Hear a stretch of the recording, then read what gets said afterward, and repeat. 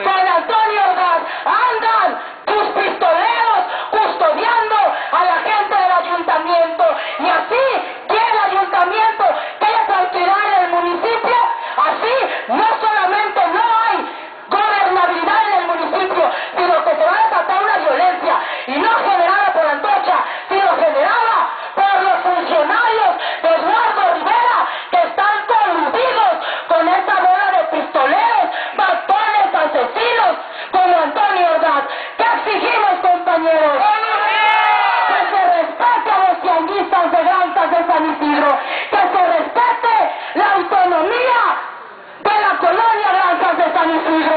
Fuera Antonio Ordaz, fuera Pablo Montiel, fuera Eduardo Alcántara, que se quiten de andar haciendo sus cochupos con esos comerciantes porros, líderes, pseudo líderes como Antonio Ordaz. Ellos son los que ocasionan la ingobernabilidad en el municipio y luego culpan a los comerciantes ambulantes. Ellos, Eduardo Alcántara, Pablo Montiel, son los que están ocasionando esto, compañeros. Se ve, se siente. Se ve, se siente. Antorcha está presente. Se ve, se siente. Antorcha está presente.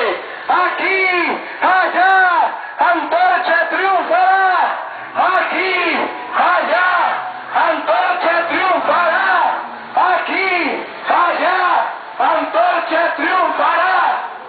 Como si fuera un cotorreo, cotidianamente se presentan en las calles de Puebla sendas manifestaciones en contra del mal gobierno municipal de Eduardo Rivera Pérez y también del gobernador del estado, Rafael Moreno Valle.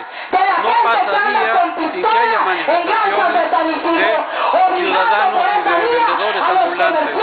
Como ustedes